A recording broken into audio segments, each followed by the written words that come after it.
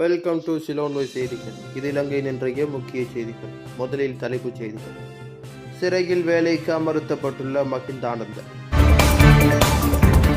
இந்தியாவில் மீண்டும் தலைதூக்கும் கோவிட்-19 பரவல். 72வது உலக அழகி ஆகிய மகுடம் சூட்டப்பட்ட தாய்லாந்து அழகி. நாட்டு மக்களுக்கு விடுக்கப்பட்டுள்ள எச்சரிக்கை. அமைச்சரவையை மாற்றியமைக்கும் அனுர புதிய அமைச்சர்கள் 2. மக்களுக்கு பொருட்களை வழங்கியவர்கள் தண்டிக்கப்பட்டுள்ளனர். எரிவாயு விலை குறையுமா? எரிபொருள் விலை திருத்தம் குறித்து வெளியான புதிய அறிவிப்பு. வங்கி பணத்தை வட்டிக்கு விட்ட பிரதம காசாளர் சிக்கியது எப்படி? இனி விரிவான செய்திகள். வங்கி பணத்தை வட்டிக்கு விட்ட பிரதம காசாளர் சிக்கியது எப்படி? இலங்கையின் பிரதான அரச வங்கி கிளையொன்றின் பிரதம காசாளர் ஒருவர் பாரியளவு வங்கி பணத்தை வட்டிக்கு விட்ட குற்றச்சாட்டில் கைது செய்யப்பட்டுள்ளார். அரச வங்கியொன்றில் கடுவலை கிளையில் பணியாற்றும் பிரதான காசாளரை இவ்வாறு கைது செய்யப்பட்டிருக்கின்றார்.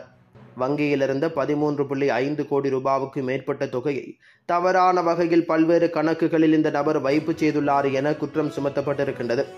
சம்பவத்தில் அத்திருக்கிரிய பகுதியைச் சேர்ந்த 30 வயதான நபர் ஒருவரை இவ்வாறு கைது செய்யப்பட்டுள்ளார் என்பதுடன் குறித்த நபர் வங்கியில் புத்தாண்டுகள் சேவை அனுபவமுடையவர் என தெரிவிக்கப்படுகின்றது.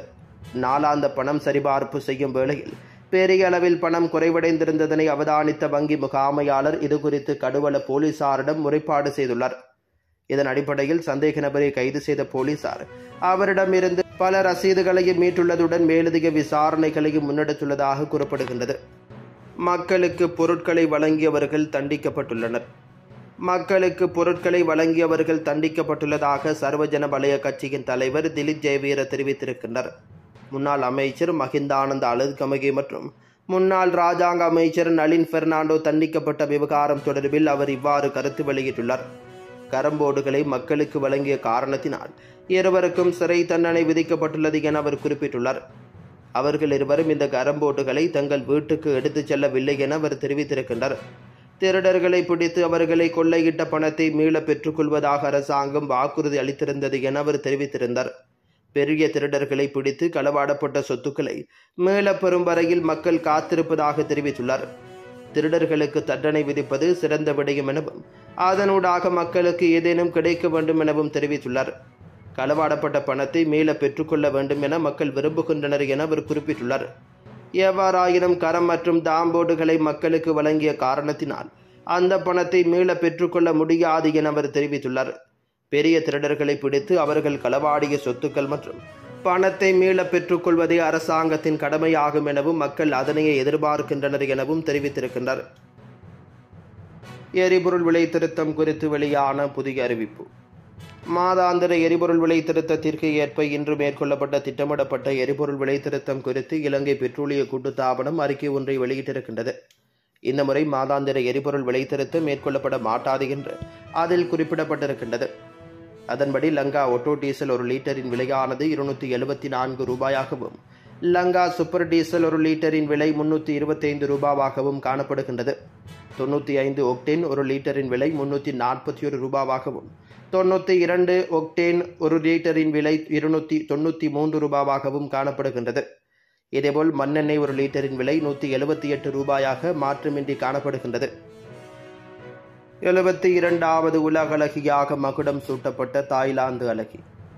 72வது உலக அழகியாக தாய்லாந்தைச் சேர்ந்த ஓபல் சுச்சாட்டா சுவாங்சிரி மகுடம் சூட்டப்பட்டுள்ளார். இந்தியாவின் தெலுங்கானாவில் நேற்று இரவு நடைபெற்ற இறுதிப் போட்டியின் போது அவர் உலக அழகியாக மகுடம் சூட்டப்பட்டுள்ளார். எத்தியோப்பியாவைச் சேர்ந்த அசீத் பெரேஜே அட்மாசு 2வது இடத்தை பிடித்திருக்கின்றார். தெலுங்கானாவில் கடந்த 1 மாத காலமாக இது தொடர்பான திறன்கான் போட்டிகள் இடம்பெற்று வந்தன. இதில் உலகம் முழுவதிலும் இருந்து 108 போட்டியாளர்கள் அதிவேக கலாச்சார சவால்கள் மற்றும் நோக்கம் சார்ந்த முயற்சிகளில் பங்கேற்றனர். இலங்கையின் அனுதி குணசேகரவுக்கு இந்த போட்டியில் பங்கேற்றதாக தெரிவிக்கப்படுகிறது. அவர் பல்லூடக மற்றும் நேரடி போட்டிகளில் வலுவான நிலையில் இருந்த போதிலும் ஆசியா, ஐரோப்பா, ஆப்பிரிக்கா மற்றும் அமெரிக்காவிலிருந்து தெரிவான காலிறுதிக்கான 40 பேரில் அவர் தெரிவாகவில்லை. எரிவாயுவின் விலை திருத்தம் தொடர்பான முக்கிய அறிவிப்பு. ஜூன் மாதத்தில் தங்களது எரிவாயுவின் விலையில் எவ்வித மாற்றங்களும் மேற்கொள்ளப்படாது என லாப் எரிவாயு நிறுவனம் அறிவித்திருக்கின்றது. மாதாந்த எரிவாயு விலை திருத்தத்தின்படி மேற்கொள்ளப்படும் எரிவாயு விலை திருத்தம் இந்த மாதம் மேற்கொள்ளப்படாது என்று நிறுவனத்தின் தலைவர் நிரோசன் பீரிஸ் குறிப்பிட்டுள்ளார். இதன்படி தற்பொழுது நடைமுறையில் இருக்கும் விலையில் அடிப்படையிலேயே இம்மாதமும் லாப்ஸ் எரிவாயு விற்பனை செய்யப்படும் என அறிவிக்கப்பட்டுள்ளது. இதேவேளை மாதாந்த எரிபொருள் விலை திருத்தத்திலும் எந்தவித மாற்றங்களும் மேற்கொள்ளப்பட மாட்டாது என்று நேற்றைய தினம் இலங்கை பெட்ரோலிய கூட்டுத்தாபனம் அறிவித்திருந்தமை குறிப்பிடத்தக்கது. 2 புதிய அமைச்சர்கள் நியமனம். தேசிய மக்கள் சக்தி அரசாங்கம் மேலும் 2 அமைச்சர்களை நியமிக்க உள்ளதாக அரசியல் வட்டார தகவல்கள் தெரிவிக்கின்றன. ஜனாதிபதி அனுரகுமார் திசாநாயக்க தலைமையிலான அரசாங்கத்தின் அமைச்சரவையில் தற்பொழுது 23 பேர் அங்கம் வகிக்கின்றனர். இந்த எண்ணிக்கையை 25ஆக அதிகரிப்பதற்கு திட்டமிட்டுள்ளதாகவும் எதிர்வரும் வாரங்களில் இந்த நியமனம் மேற்கொள்ளப்பட உள்ளதாகவும் தெரிவிக்கப்படுகின்றது. பிரதி சபாநாயகர் ரிஸ்வி சாலி அல்லது பிரதி அமைச்சர் முனிர் முலாபருக்கு ராஜாங்க அமைச்சர் அல்லது அமைச்சரவை அந்தஸ்துடைய அமைச்சர் பதவி வழங்கப்பட உள்ளதாக தெரிவிக்கப்படுகின்றது. அமைச்சரவையில் முஸ்லிம் பிரதிநிதித்துவம் இல்லாத காரணத்தினால் இந்த நடவடிக்கை எடுக்கப்பட உள்ளதாக தெரிவிக்கப்படுகின்றது. இதேவேளை பாதுகாப்புத்துறை சார்பான அமைச்சுக்களில் ஒருவருக்கு வேறு ஒரு அமைச்சு பொறுப்பு வழங்கப்படலாம் என தெரிவிக்கப்படுகின்றது. மேலும் புதிய ஒருவருக்கு அமைச்சர் பதவி வழங்குவதற்கு திட்டமிடப்பட்டுள்ளதாகவும் இறுதி தீர்மானம் எதுவும் எட்டப்படவில்லை எனவும் தெரிவிக்கப்படுகின்றது. தேர்தல் மேடைகளில் அளித்த வாக்குறுதிக்கு அமைய அமைச்சர்களின் எண்ணிக்கையை 25ஆக பேணுவதற்கு இந்த மாற்றங்கள் செய்யப்படலாம் என தெரிவிக்கப்படுகின்றது. இந்த அமைச்சரவை மாற்றத்தின் போது கிழக்கு மாகாணத்தைச் சேர்ந்த ஒருவருக்கு இந்த சந்தர்ப்பம் வழங்கப்படலாம் என அரசியல் வட்டார தகவல்கள் தெரிவிக்கின்றன. எவ்வாறாயினும் இந்த அமைச்சரவை மாற்றம் தொடர்பில் ஆளும் தரப்பில் அதிகாரப்பூர்வமாக இதுவரையில் அறிவிப்புகள் எதுவும் வெளியிடப்படவில்லை. நாட்டு மக்களுக்கு விடுக்கப்பட்டுள்ள எச்சரிக்கை. இலங்கையில் இன்று பலத்த காற்று வீசும் என்று வானிலை ஆய்வு மையம் எச்சரித்திருக்கின்றது. இந்த எச்சரிக்கை கடற்றொழில் மற்றும் கடற்படை படகுகளுக்கு விசேடமாக விடுக்கப்பட்டிருக்கின்றது. கொழும்பு உட்பட பல பகுதிகளில் பலத்த காற்று வீசி வீடுகள், வணிக கட்டடங்கள், வாகனங்கள் மற்றும் விளம்பர பலகைகள் சேதமடைந்த நிலையில் இந்த எச்சரிக்கை விடுக்கப்பட்டிருக்கின்றது. சிலாபத்திலிருந்து புத்தளம் மற்றும் மன்னார் வழியாக காங்கேசன்துறை வரையிலும், காலி முதல் ஹம்மாந்தோட்டை வழியாக பொத்துவில் வரையிலும் உள்ள கடற்கரையோர கடலில் இன்று மணிக்கு 60 முதல் 70 கிலோமீட்டர் வேகத்தில் பலத்த காற்று வீசக்கூடும். சில நேரங்களில் கடல் கொந்தளிப்பாக இருக்கும் என்றும் திணைக்களத்தின் இயற்கை ஆபத்துக்கள் முன்னெச்சரிக்கை மையம் தெரிவித்திருக்கின்றது. எனவே மிகவும் கொந்தளிப்பான கடல் பகுதிகளுக்கு மறு அறிவிப்பு வரும் வரை செல்ல வேண்டாம் என்று கடற்படை மற்றும் மீன்பிடி சமூகங்களுக்கு திணைக்களம் அறிவுறுத்தியுள்ளது.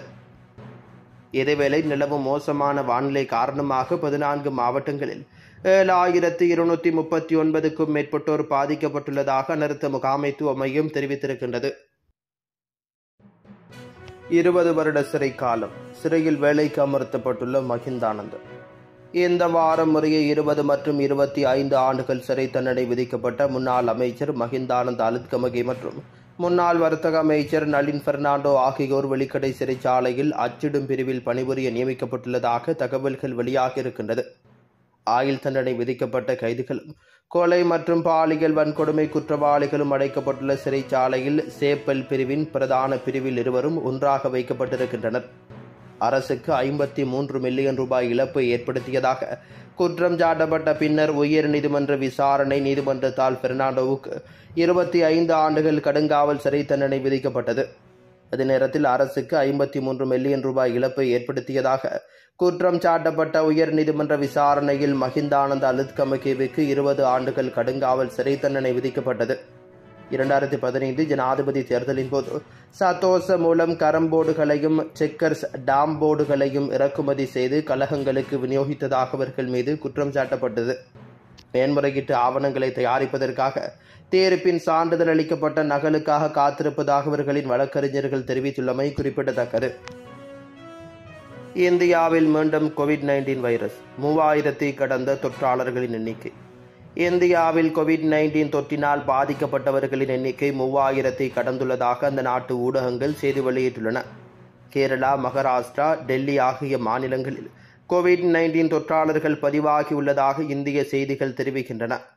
கேரளாவில் 1147 பேரும், மகாராஷ்டிராவில் 424 பேரும், டெல்லியில் 294 பேரும், தமிழகத்தில் 148 பேரும், குஜராத்தில் 223 பேரும் கோவிட் தொற்றுக்குள்ளாகியுள்ளதாக இதுவரை கணக்கிடப்பட்டுள்ளது.